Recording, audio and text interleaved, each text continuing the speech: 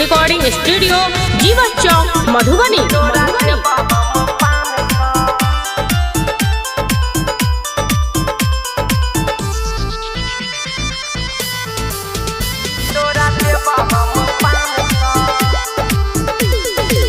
भैर सावन हम तोहर हो बाबा करबा सब टाटा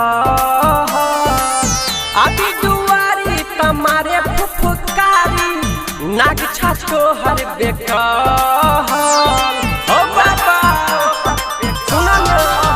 हाँ भैर सावन हम तोहर हो बाबा करबा सब टाटा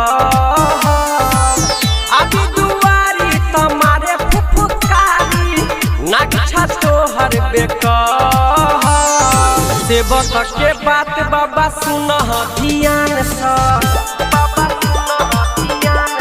हो बाबा भांग खाला भोला तोरा देव हम पान सा। हाँ डर लगैया बाबा अहाँ के रे नाग सा डर लगैया बाबा अहाँ के यो नाग सा खाला बाबा तोरा देव हम पान सौ सुने छो ना।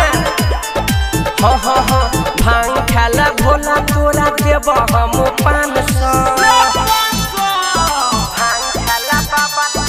रूपम recording studio Jeevan Chowk Madhubani. Singing by Anil Sharma.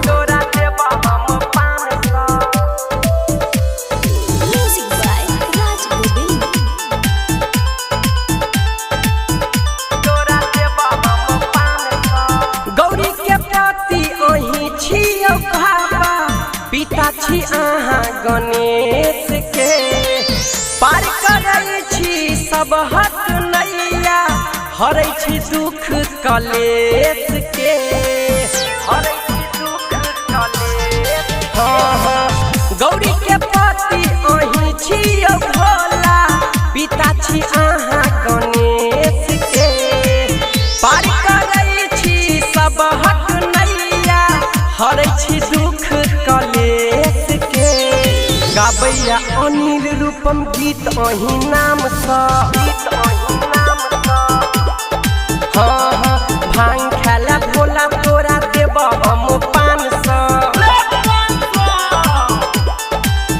हाँ डर लगैया बाबा अहाँ के यो नाग सा डर लगैया बाबा अहाँ के यो नाग सा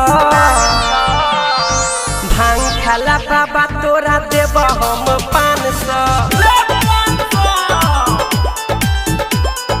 भांग खाला बाबा तोरा देव हम पान सा। जइहा भांग का पहाड़ पर।